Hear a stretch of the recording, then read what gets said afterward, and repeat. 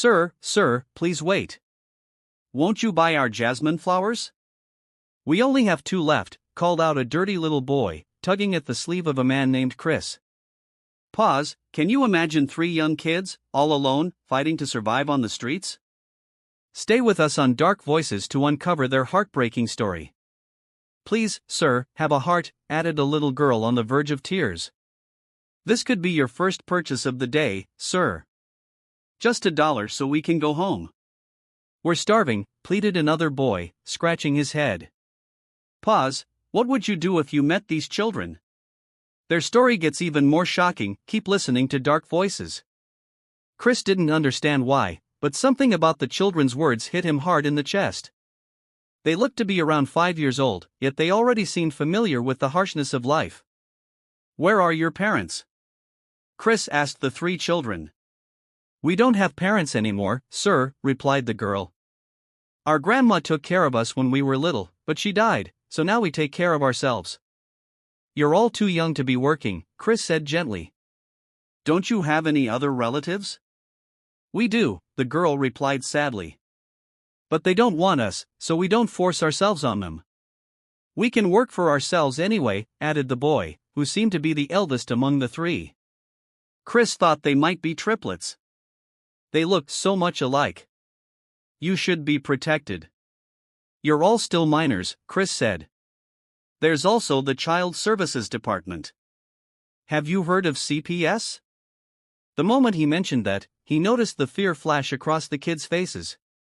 No, sir. Please, we don't want to go there, the girl said quickly. They'll separate us. Chris gave them a small, understanding smile and nodded. I get it. Okay, I'll buy those. Here's $100. Buy whatever you want, especially food.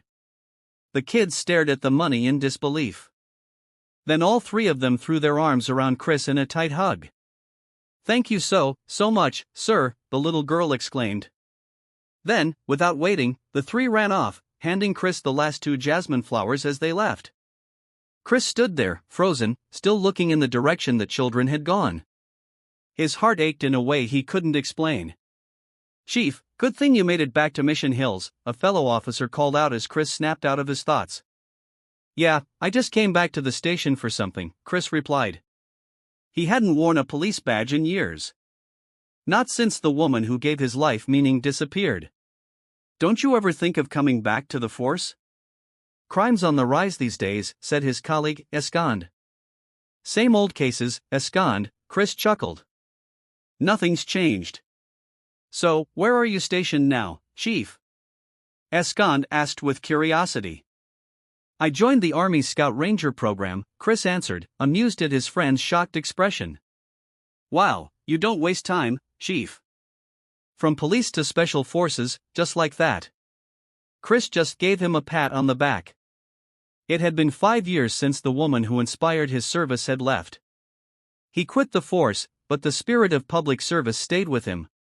So when an opportunity came to join the Scout Rangers, he accepted without hesitation. He only had a 2-month leave before heading back to the countryside, but he planned to use that time to find the 3 children he had met at the church in the southern state. Something deep in his mind urged him to look for them, though he couldn't explain why. Wearing his military uniform, Chris entered the church. He had always been a devoted Catholic because of her, Sarah, the woman who once captured his entire heart. Sir, hey, handsome, it's you, came a cheerful voice. Just as Chris was about to step into the church, a young girl blocked his path, smiling widely. He looked closely at her face, and his eyes widened as he recognized her. Hey, are you selling flowers again with your brothers? He asked as he knelt to match her eye level. Her clothes were neat now, and she looked much better than the last time they met. Yes, sir. We're still selling, but we've been waiting here a few days just to thank you again, the girl said. Chris smiled, noticing the gaps in her teeth, which only made her even cuter. What's your name? Chris asked, smiling warmly. I'm Molly. The taller one is Maddie, and the other boy is Max. We're triplets. Isn't that cool?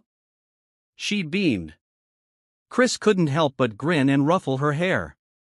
Where are your brothers now? They're selling in other spots so we can earn more, Molly replied. How are you guys doing? We're okay. Thank you again for the money you gave us.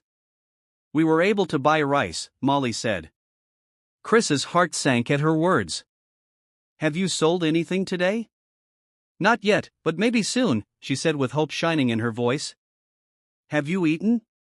Come on, let's go get something to eat, Chris offered. Molly's face lit up. Oh, no, sir. That's too much. We can't impose. It's okay. Call your brothers. How about some Chick-fil-A? Chris asked, and Molly nodded so fast he almost laughed. Oh my gosh, thank you, sir. This is our first time inside Chick-fil-A. Max, the eldest of the three, said with excitement. Their fried chicken is really delicious. We usually just watch people eat through the windows, Maddie shared, her mouth full as she tried to talk. Chris felt his chest tighten at the thought of these kids growing up watching from the outside. One time we tried to go inside, but they kicked us out right away. They said we smelled bad, Molly added. Thank you so much, sir. We'll never forget this moment, Max said sincerely, prompting Chris to ruffle his hair, too. Study hard, okay? So, one day you can eat anything you want, whenever you want, Chris told them. That's why we're saving up, sir. We plan to enroll in school next year, Maddie said, full of hope. They spent hours chatting, and Chris found himself completely at ease with the three kids. Oh, right, sir. We made this for you, Molly said, handing him a small bracelet made of seashells. Chris didn't understand why, but tears welled up in his eyes. Thank you, Molly. I know this is handmade, but you didn't have to trouble yourselves. It's okay, sir. We really wanted to make it for you because you're such a kind person, Maddie said. Bye, sir. We're heading back to sell over there. Molly pointed to a shaded tree as she ran off. We'll go back to our spot, too. Thank you again, sir, Max called, waving. Meanwhile, Sarah was organizing her teaching materials for the day. After a week-long break, she was finally returning to school and to work.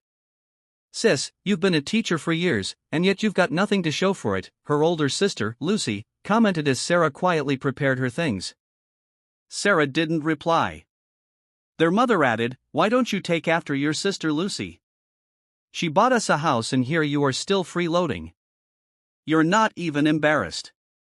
Sarah gave them a small smile. Don't worry. When I become a millionaire, I'll buy us a house.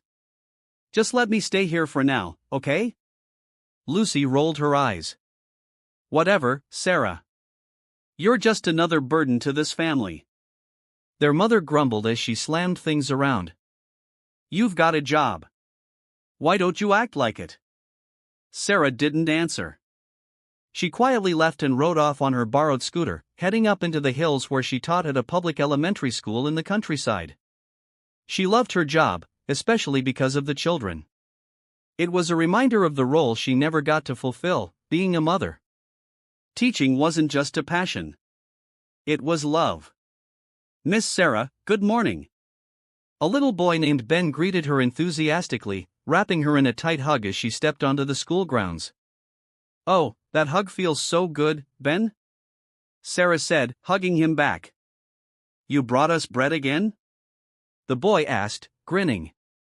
Yes, I brought you all some bread and juice because you're such good students, she said with a laugh, ruffling his hair. Even though her sister and mother constantly made her feel worthless and said she hadn't achieved anything, Sarah didn't care. As long as she could bring joy to her students, even if it meant spending her entire salary, she felt fulfilled. These kids living in such remote conditions rarely experienced things others took for granted. Oh, look, Miss Sarah brought snacks again, one of her fellow teachers said. That's why the kids love you so much, added another. Sarah smiled modestly. It's just a little something. I promised them some sponge cakes. It's a blessing you were assigned here, Sarah. These children deserve joy, too, said another teacher. And good luck asking the government for help. Takes years, if they even grant it at all, one of them added with a shake of their head. Sarah was about to respond when their principal, Mrs. Campbell, walked in. "Hey, everyone, just so you know, there's going to be a feeding program this Monday. Some soldiers are coming up here," the principal announced. "Really, Mom? That's wonderful news," Sarah responded with excitement. "Make sure everyone comes early tomorrow so we can start preparing." "Sarah, I'm putting you in charge of welcoming our guests," Mrs. Campbell added. "Yes, ma'am. I'll take care of it," Sarah agreed with a cheerful nod. The week passed quickly and Sunday arrived. Sarah decided to go into town and visit the church. She rarely went down to the city because it was about 2 hours away by bus, but she needed to buy some supplies for her students as well. She spent several minutes praying inside the church, tears silently falling as she remembered her painful past. Eventually, she stood and left, having arrived too late for Mass. But just as she exited the church, she saw a young girl, and her world suddenly stopped. She didn't know why, but her heart clenched. "Ma'am, pretty lady, would you like to buy some jasmine? It's cheap, just $1, please." "These flowers are as pretty as you are," the girl said sweetly. Sarah didn't know why, but she instantly hugged the girl. The child froze in shock. "Oh, sorry," Sarah stammered and quickly released her, but the girl smiled and hugged her back. "It's okay. You smell so nice. You smell like a mom." "Your hug feels really good," the girl said softly. "What's your name, sweetie?" Sarah asked. "I'm Molly. I'm 5 years old, and I've been selling jasmine and candles for 2 years now." "I do it with my siblings," the girl answered cheerfully. "Do you make the jasmine garlands yourselves?" "Yes, ma'am." "Would you like to buy 5? "I'll give you one for free because you're so beautiful," Molly said quickly, handing over 6 garlands. Sarah laughed. "You're quite the little businesswoman, aren't you?" "We have to hustle, Mom. We're good at it. We're smart kids," Molly said proudly. Sarah couldn't help but smile. "You're beautiful, Molly." She couldn't stop her mind from drifting to her lost child. If her triplets had lived, they'd probably be Molly's age by now. "What do you do for work, Mom? Are you a model? You're so pretty and so sexy?" Molly asked innocently, making Sarah laugh aloud. "I'm a teacher," Sarah replied softly. "Wow, you and that handsome soldier would be perfect together. Do you have a boyfriend?" Molly asked excitedly. Sarah giggled. "Number. Who's the handsome soldier? Why are you matchmaking me?" "I don't know his name, Mom, but he's a soldier. He's nice and handsome. You two would really look good together," Molly said with a hopeful smile. Sarah laughed. "What if he's married?" "Nope, he's not." "I'm sure of it," Molly insisted, her face beaming with confidence. Sarah ruffled her hair. Molly was so precocious and sweet, she almost wanted to take her and her siblings home right then and there, triplets, no less. "Good morning, Miss Sarah," greeted Elijah, as Sarah arrived at school early one morning. "Wow, you're here bright and early, Elijah," Sarah said with a smile. "I'm excited for the feeding program, ma'am. And someone said they're giving out toys, too." The boy replied, his enthusiasm bringing a smile to Sarah's face. Children like Elijah rarely had toys, so this event meant the world to them. "We have a lot of visitors today," Sarah said, smiling. "Go back to your classroom for now. I'll call you later." "Okay." "Yes, ma'am. I'll clean up the classroom first," Elijah chirped before running off. Children raised in the hills like Elijah were often full of respect. Maybe it was because they weren't exposed to the internet or city gadgets. They weren't jaded. The staff at Lobach Elementary School spent hours preparing for the feeding program. When the soldiers arrived, Sarah and her co-workers welcomed them warmly. "Wow, Officer Chris, maybe someone here is meant for you," teased his buddy Edward as they arrived at the school auditorium. The school was visibly worn, clearly vulnerable to strong storms due to its lightweight materials and plywood walls. The soldiers arrived in a large military truck, bringing food and toys for the children. Welcome to our humble school, officers. Principal Campbell greeted them, hanging jasmine garlands around their necks. Chris was reminded of something when he saw the garlands. Thank you, Mom. By the way, do you have any single teachers here? Burgos asked directly, grinning. Chris rolled his eyes and shook his head as the principal chuckled. Yes, I'll introduce you later. That's what I like to hear, Mom. Edward chimed in. Quiet down. Commander might hear you. Chris scolded seriously. They entered the school and Chris immediately noticed the worn-down buildings, the tin roofs, the poor ventilation. It must be unbearable for the children during hot days. They began arranging the food and toys they brought for the children. The excitement was evident on every child's face. Just a moment, officers, Principal Campbell said. Miss Sarah is still gathering the kids from their classrooms. But Chris only heard one word clearly. Sarah, he shook his head. It couldn't be. There was no way his wife was here in such a remote place. Is this Sarah single? Edward joked. She seems pretty. Chris gave him a sharp look. She's beautiful inside and out, the principal answered. Chris tuned them out, trying to ignore what was running through his mind. It was too deep, too impossible since the feeding event wasn't starting just yet. Chris wandered around the school grounds. It was peaceful and green, a refreshing escape. At the far end of the campus, he found a classroom surrounded by excited, noisy children. Okay, everyone, form a straight line. No running outside, Sarah instructed. But the children, overwhelmed with excitement, didn't listen and rushed out in all directions. Sarah sighed and chased after them without looking back, only to crash into something hard. Ow, that hurt, she exclaimed, rubbing her forehead.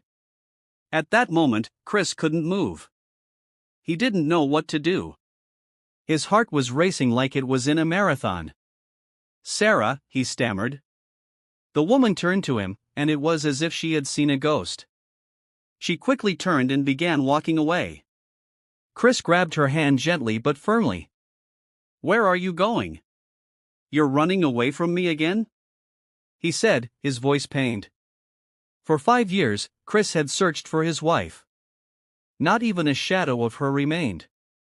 And now, as soon as he saw her, she was leaving again. He didn't know what he had done wrong, why she vanished without a word. What are you doing here? And let go of me, Sarah said coldly, pulling her hand away. You disappeared for years, and you're the one angry, Chris asked, his eyes brimming with tears. Just leave me alone, Chris. I'm finally at peace. I'm happy without you. Why did you have to show up again? Sarah replied with bitter sarcasm. Deep inside though, she wanted to unload all the pain she'd suffered from Chris's family. I'm your husband, Sarah. Why are you treating me like this? Chris asked. Husband? Were you really a husband? Sarah laughed sarcastically and walked away quickly, leaving Chris heartbroken. He stood there helpless, watching his wife walk away, unsure of what had gone wrong between them. They had once been so happy. Sarah was assisting with the children when her fellow teacher nudged her. Hey, I think that soldier has a crush on you. He's been watching you since earlier, said Mia. Sarah ignored her. In fairness, he's handsome. If I weren't married, I'd totally introduce myself, teased Camille, giggling. Hey, I'm telling your husband, Camille. Mia joked. Camille laughed. Just kidding. But Sarah, he looks like he knows you. Like really knows you. You two have a past, don't you? She playfully turned Sarah's face toward Chris. I don't know him and I don't plan to, Sarah said bluntly, lying to avoid more questions. Chris watched Sarah talk to her fellow teachers. His heart felt light. After such a long time, he was finally seeing her again. But he couldn't get close. She was like a tiger, ready to pounce. Later, Principal Campbell announced, Don't head out just yet, soldiers. We're having a small gathering afterward. Chris turned to his friend. She said she's going to introduce you to Sarah. Did you know she's one of the best teachers here? Edward said, nudging Chris. This is your chance to finally get a love life, man. You're always so grumpy. Chris scowled and punched Edward lightly before walking away. By the way, said Principal Campbell. Who was it looking for Miss Sarah earlier? I'll introduce you. She called over the soldiers while Sarah's friends nudged her toward the principal. Go on, move it, girl, joked Edward as the crowd cheered. Oh, are you Chris? Principal Campbell asked. What a handsome young man. This is Sarah, one of the best teachers in the entire region. Sarah laughed awkwardly. That's a bit much, Mom. Look at that like a puppy, Edward teased, making everyone laugh again. Principal Campbell, I need to get back to my classroom. I have some things to finish, Sarah said, then quickly left the group. She didn't realize Chris was following her. Wait a second, Chris called. What now? Sarah snapped, turning to face him. Can we talk? Just quietly, please. Chris asked softly. Please, Chris, just leave me alone. Don't disturb the peace I found, Sarah said. Do you have a new family? Is that why you left? Chris asked. Sarah froze. Are you stupid? Don't be an idiot, she said, shoving him hard. Then why? Why did you leave me? Chris asked from behind. Because I had to for my own peace, Sarah replied. Please, let's fix this. Come back to me, Chris begged, his voice breaking. Go back to your friends, Chris, before they see us, Sarah said. So, what if they do? We're still married, Chris said. I plan to file for annulment. Not now. I'm saving up for it, Sarah said, though she was lying. She had no plans of officially ending things with him. Sarah, it feels like you're killing me all over again, Chris said, his voice full of pain. The feeding program finally ended in the afternoon, but heavy rain turned the area dark and muddy. It was hard for the teachers to return home with the rising floodwaters. Sarah, how are you going to get home? It's flooded down there, Mia said. Sarah lived up in the hills. Wait it out or come with us, Camille asked. I can't leave my scooter. I might not make it back tomorrow, Sarah said, clearly troubled. Chris overheard them. Come with us, Sarah. I'll bring you back tomorrow. Her friends looked surprised. You two know each other? Mia asked, confused, looking between them. What? No? Sarah insisted. If you don't want to leave your scooter, then wait until the flood subsides. But that might take hours, Camille said. Then she nudged Sarah playfully. He's your problem now, sir. Don't let her drown in love. They laughed and waved goodbye. Your friends are gone. Why are you still here? Sarah asked. Why would I leave you alone? You're my responsibility. Whenever you go home, I'll go with you. Chris said softly, handing her his military jacket because she was already shivering. You should have just left me alone, Chris. I can take care of myself, Sarah said, but his words hit her harder than she expected.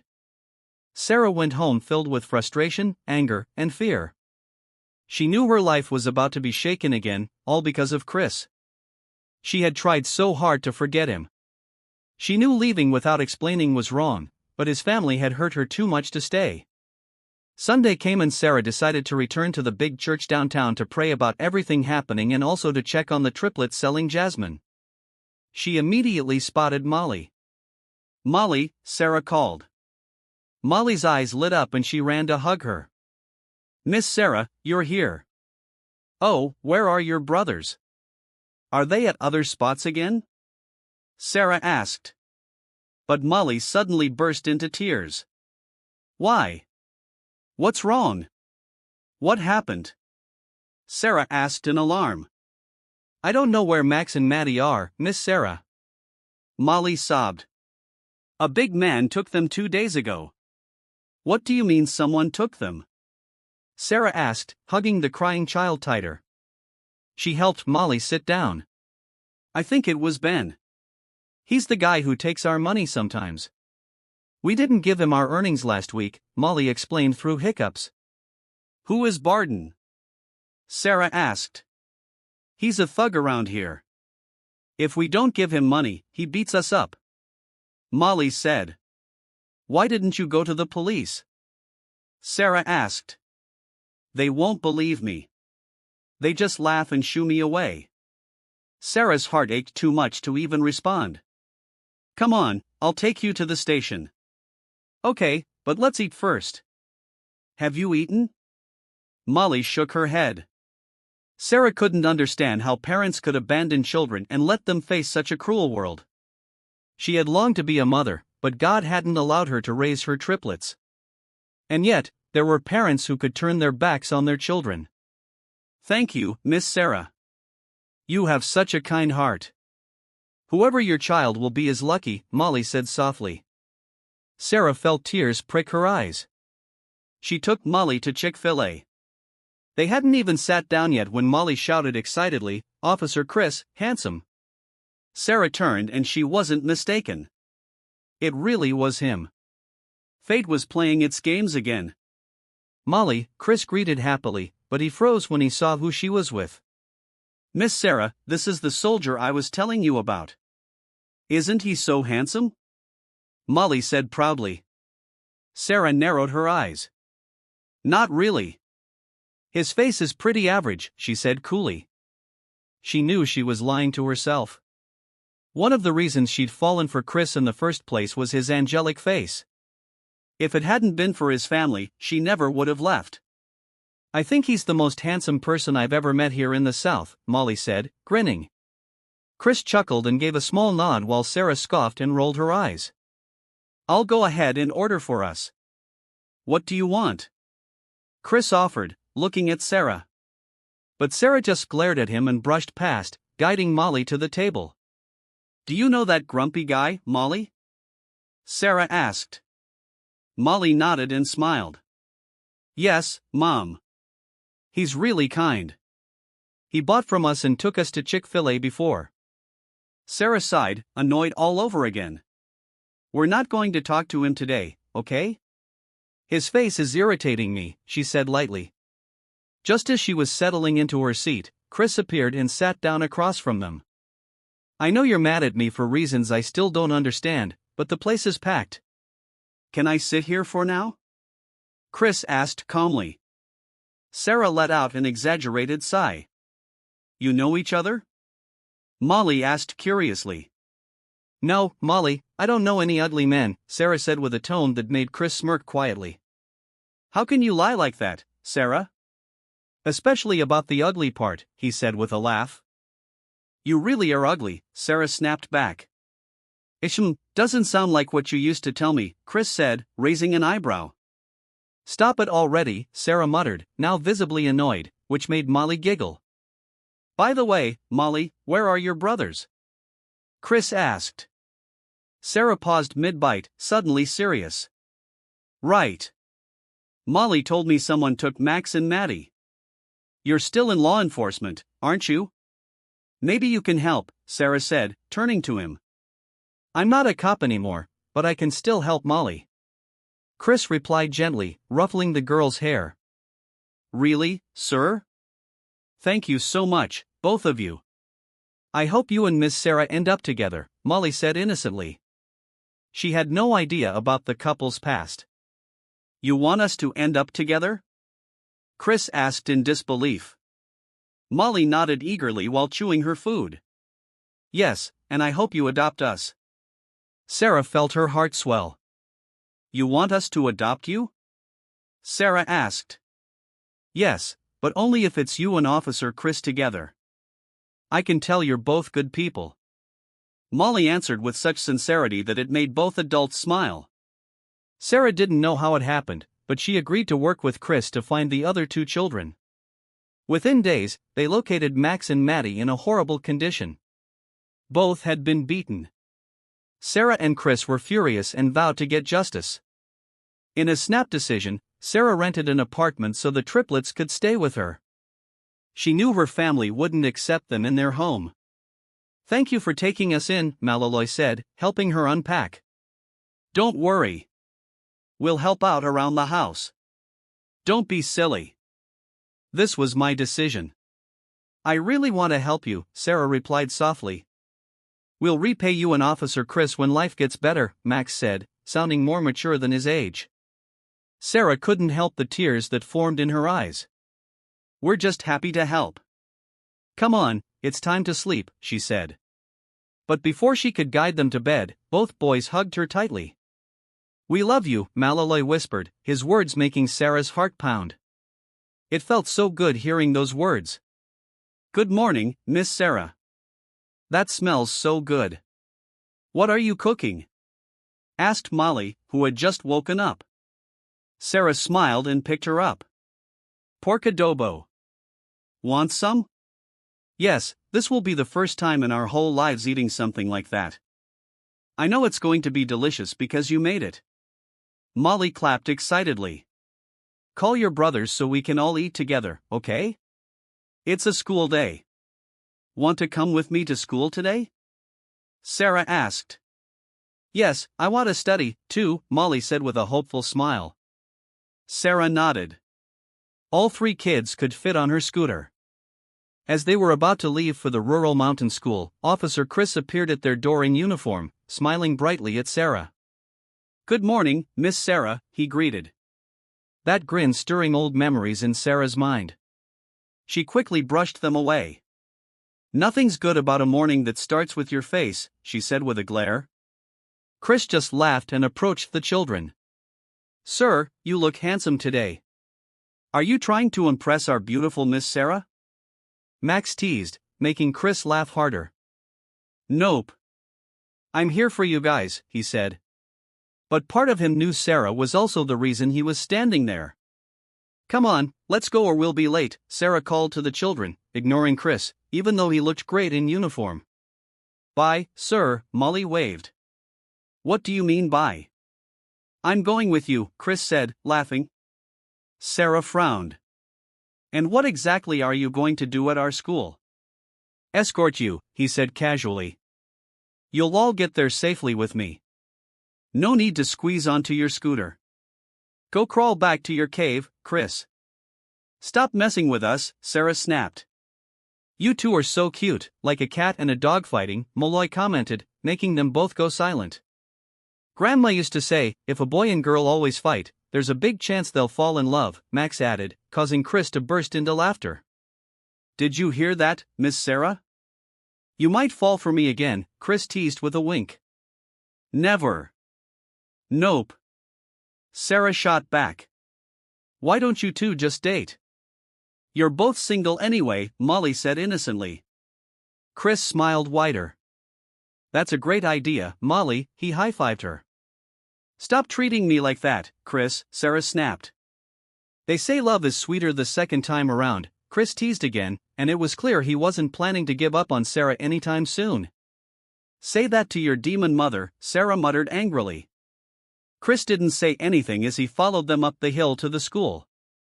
Sarah bit her tongue, not wanting the children to hear her say anything worse.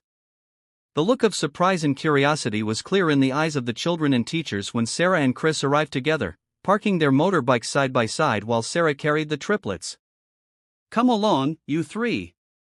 I'll introduce you to my students, Sarah said warmly to the kids, excitement sparkling in their eyes. I want you to be our teacher, Max said. And Sarah nodded in response. She planned to place them in her class. I think I'll make a lot of friends here, Molly said excitedly. No doubt, Sarah thought, knowing how outgoing Molly was. What about me, Miss Sarah? Aren't you going to introduce me to your students, too? Chris asked from behind. Sarah turned around, arms on her hips. I thought you were just dropping us off. Why are you still here? She snapped. Can't I just spend the whole day watching over my wife?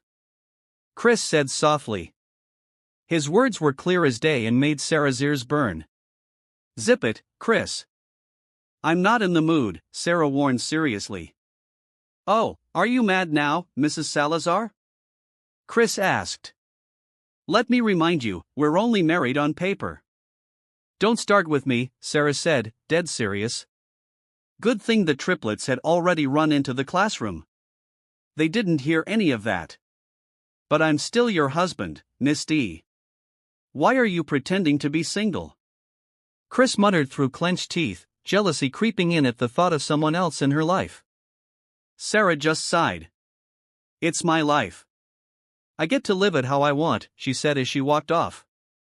She thought he'd dropped the subject, but her eyes nearly popped out when she saw him speaking with the principal, holding a hammer. I saw you talking to that soldier earlier.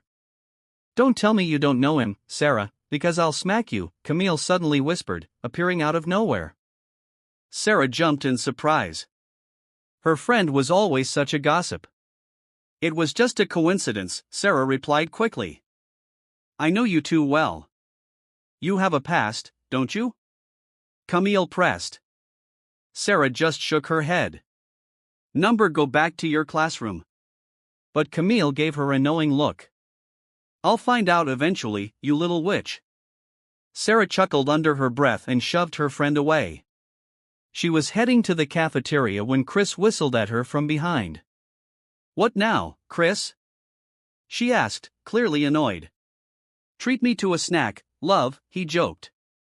Sarah froze, glaring. You have a job. You get paid. Buy your own food, she said, turning away and clutching her chest at how fast her heart was pounding. Banana fritters for my beloved teacher, Chris whispered behind her, making her jump. What are you doing here again? She hissed at him. I'm hungry. Principal Campbell treated me, he said, proudly, taking a seat beside her. Have the kids had their snacks already? He asked. Hours ago, Sarah replied. It had been a while since recess, and now it was her free period. Why aren't you eating your banana fritters? Don't you want them?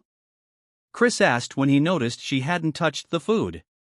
Not if they're from you, she snapped. Chris didn't reply. Sarah couldn't figure out how he tolerated her mood swings day after day. She also couldn't understand how he just popped up like a mushroom at any given moment. Just like today, a Sunday, when she and the kids were home with no classes, and there was suddenly a knock at the door. It was Chris again, offering to do all the laundry for the four of them. What are you doing here again, Chris? Sarah asked, raising an eyebrow. But he just gave her a sweet smile. I'm your laundry guy for the day, Mom, Chris said with a salute. Sir, Chris, you're here again? Molly said happily, running to hug him. Here's the ice cream you ordered, Mom. Chris said, handing her a tub of ice cream, making her squeal with delight. Max Malaloy, sir. Chris brought us something, Molly shouted toward the kitchen. Can I come in, Mom? Chris asked. Sarah shook her head and moved aside from the doorway, letting him in. What are you thinking, Mr. Salazar? Why are you here again? She asked as they sat in the living room. I came to do laundry, Chris answered seriously. Sarah, still annoyed, let him be. Since she was still irritated, she handed him not just their clothes, but also the neighbor's dirty laundry. Ma'am, I feel bad for Sir Chris. He looks really tired from scrubbing all those clothes, Max said as he watched Chris working. Let him be. He wants to do it, Sarah replied casually, pulling Max back to the living room to join the others watching TV. I'll help him then, Max offered. No, just go back to playing. I'll help him instead, Sarah said softly, gently pushing Max back before approaching Chris. Stand up. I'll finish this, she said from behind him. No, it's fine. There's not much left. It's your rest day. I can't make you work, Chris replied with a smile. What's your deal, Chris? Why do you keep showing up wherever we are? Sarah asked, voice serious. You're the reason. All of you, he replied quietly, gazing into the distance. For 5 years, Sarah, I looked everywhere for you. How could I find someone who was hiding from me? Chris said painfully. When she left, he lost his direction in life. Did you ever ask yourself why I left? Sarah asked in return. Not a day went by that I didn't ask myself that, Sarah. What did I do wrong for you to leave me like that? It's like you never loved me at all, Chris said, his voice cracking. Do you really want to know the truth? Do you really want to know why I left your life? Sarah asked, her voice rising as tears welled in her eyes. Chris stood up and stared at her, realizing just how much more beautiful she had become in the years they were apart. I want to know everything, love. I'm begging you. Tell me the truth. I'll listen. I'll understand, he pleaded. Stand up. We're going, Sarah said, voice sharp, and walked ahead of him. She first dropped off the triplets at their neighbor's apartment, someone they had grown close with. Where are we going? Chris asked as she started her scooter. Don't complain. I thought you wanted answers, Sarah replied coldly. Chris had no choice but to keep quiet. Where's your bike? Sarah asked. I took public transport, he replied, scratching his head. Sarah, annoyed, let him ride with her but refused to let him drive her scooter. Chris was surprised when he realized they were heading to the town cemetery. Get your hand off my waist or I'll throw you off, Sarah warned when Chris tried to hold on. I'm just scared I'll fall, he said. Quit your habits, Chris, or I'll really punch your face, Sarah snapped. Chris immediately let go. What are we doing here, Sarah? He asked, his voice tight as they parked inside the memorial park. Don't tell me you brought me here to kill me, Chris said nervously. Don't start, Chris. Sarah snapped and walked toward a gravestone. Kirk Kane and Shane K. Chris read the names carved into one shared tombstone, struggling to speak. What's this, Sarah? He asked, voice trembling. Your answers, Chris?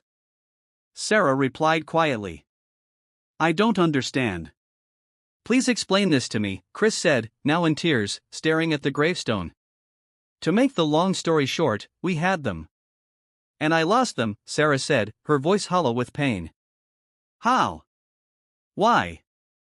Chris asked, his throat tight. I named them after you, Sarah said with a bittersweet smile, now sobbing.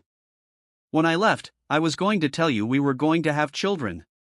But didn't I already tell you? I wanted us to move out of your parents' house. I never felt comfortable there.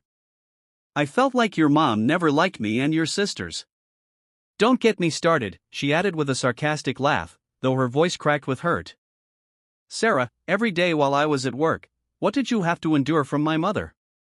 Chris asked quietly, stunned.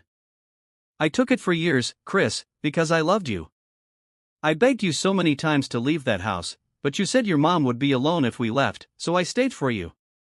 You have no idea how many times I wanted to tell you the truth, but I didn't want to destroy your relationship with your mom. I knew you'd side with her, Sarah said, her voice breaking. Why didn't you tell me? Chris whispered, the pain in his chest becoming unbearable. What for? Isn't it a little too late now? Sarah asked. I'm not blaming you for what happened to the babies. Maybe I wasn't strong enough while I carried them. That's why they left me so soon. We can't change what happened, Chris. It's over. It happened, she said, looking away. I need to know exactly what they did to you. What did my family do? Chris asked, desperate. Your parents, your sisters, they treated me like a maid in your house. I didn't mind doing the chores. I'm from the countryside. I know how to work. But the words, the cruel things they said, I didn't deserve that. Maybe you didn't notice because your family was so good at pretending. They acted like they loved me when you were around. But when you weren't, I was less than nothing. Tears streamed down Sarah's face as she recalled it all. She had nothing during those first years. She wasn't even done with college and Chris was the one putting her through school. She remembered it all vividly. Flashback. Sarah, what are you doing in my brother's room? Don't you see how many dishes need washing? You're not a guest here. Don't act like a princess. His sister shouted, shoving her toward the sink.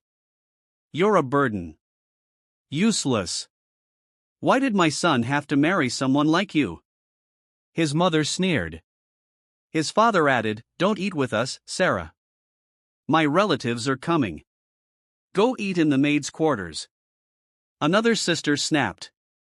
"Why are you eating that? That's our food." "I was hungry, and I already finished all the chores," Sarah replied with a weak smile before she was shoved hard again. End of flashback. Chris's tears poured freely. "Why?" he whispered, suddenly pulling Sarah into a tight embrace. He couldn't believe the pain she had endured all those years. "Well, Chris, did I answer your questions?" Sarah asked, letting out a broken laugh as she pulled away from his embrace. Chris sobbed silently. Then a terrible thought entered his mind. What if his family had something to do with the death of their children? He didn't want to think it, but after hearing Sarah's story, he couldn't rule it out. From that day forward, Chris disappeared. Sarah didn't hear from him, nor did the children. She didn't know what happened. Maybe he went back to the service. And yet, she couldn't understand why she was searching for him again, even when she was angry. Wasn't she supposed to be over him? "Chris, what are you doing here?" "I thought you were still on deployment," asked his sister, Kylie, startled to see him at the family home. "Where are Mom and Dad?" Chris asked seriously, stepping inside. "They're upstairs resting." "They've both been sick," Kylie replied. "What did you have to do with the death of our children?" he asked abruptly, making his sister freeze. "What? What are you talking about, Chris? And why are you bringing up that wife of yours who disappeared from your life?" Kylie snapped back. "I swear if I find out you had anything to do with it, Kylie, you'll never see me again," Chris said coldly before storming toward his parents' room. "Chris, honey, you're home," his mom said brightly when she saw him. Chris gave her a cold, unreadable stare. "What did you do to Sarah? What did you do to our children?" he asked, his voice dangerous. "What are you saying? Why are we talking about that woman again?" His father barked angrily. "She's not just that woman. She's my wife. The woman you never treated with respect. Now tell me, did you have anything to do with the death of our triplets?" Chris demanded, his voice rising. He couldn't hold back the rage any longer. He should have been a father. Should have had a happy life with Sarah,